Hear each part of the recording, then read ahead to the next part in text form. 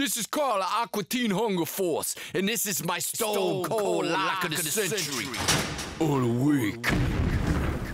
Football is back, and I feel like I learned a lot this offseason. Did you know every 4 years, other countries also play a game called football? But in their football is boring. And who knew people dump ice on each other's heads on the internet all the time? So I started dumping ice on people from the overpass because I want to raise awareness of how funny that is. And then I nominate them to come to the bridge and do something about it.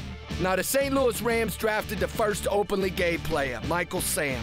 Of course, Sam's got an uphill battle, because obviously everyone knows this 7-9 Rams team was perfect already. If I was Jeff Fisher, I'd stack my team with nothing but homosexuals. Think about it. Except for Elton John, the rest of them work out really hard at the gym. If you had to choose one man to be responsible for hugging another man to the ground, you picked a gay dude every time. No contest. But even though Michael Sam had a monster preseason, Jeff Fisher cut him last week.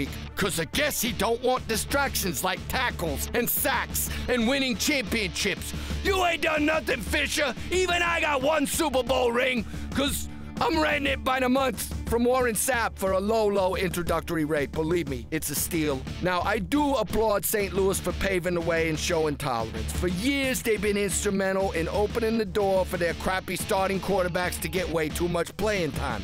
The other Sam they got, Bradford, his knees are as flexible as 2 uncooked rigatoni noodles. Sean Hill's supposed to be like one of the best backups in the league, but that's like being one of the hottest Wilson sisters in Heart after you take the red-headed one out of the equation. Until someone teaches Jeff Fisher to be a little more prejudiced towards keeping his bad players off the field all the time, then the Minnesota Vikings are Carl's Stone Cold Lock of the Century.